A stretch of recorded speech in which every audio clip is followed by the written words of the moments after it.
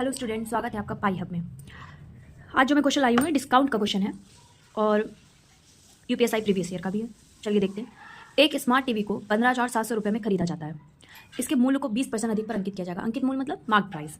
इसे अंकित मूल्य पर 10% की छूट पर बेचा जाता है। फिर स्मार्ट टीवी का लाभ पूछा है। देखिए, इस वैल्यू को डायरेक्ट अगर कैलकुलेट करेंगे तो बहुत लेंथी क्वेश्चन हो जाएगा। हमने मान लिया कि जो इसका कॉस्ट प्राइस है, ठीक है, वो 100 है। इसके मूल्य को 20% अधिक पर अंकित करते हैं, यानी कि जो मार्क प्राइस है, यानी कि जो ये हमारा अंकित मूल्य है, ठीक है, ये 20% ज़्यादा है, नहीं कि 120 हो गया। फिर कह रहा है इसी अंकित मूल्य पर 10% की छूट दे दो। तो 10% की छूट अगर हम दे देते हैं, ठीक है, तो फिर सामान को कितने में बेचा जाएगा मान लेते हैं, यानी कि सेलिंग प्राइस क्या होगा 120 पर अगर हमने 10 की छूट देती, सामान को 90 में बेचा जा रहा है, यानी कि 108 में।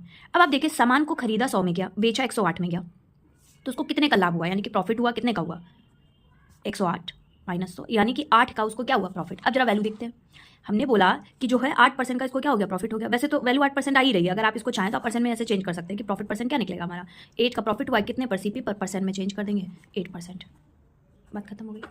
लेकिन अगर आप चाहें तो इसको वैल्यू अगर आप निकालना चाहते हैं, अगर आप जैसे कि कंफर्म करने के लिए कि वैल्यू ठीक है कि नहीं, तो मान लेते हैं ये जो हमें स्मार्ट टीवी दिया था इसमें कितने में खरीदा गया था 15,700 में। हमने हमारे हिसाब से कितने में खरीदा गया 100 में। तो हम एक काम करते हैं, जो हमारी 100 की वैल्यू है वो कितनी हो जाएगी 15,700, ठीक है।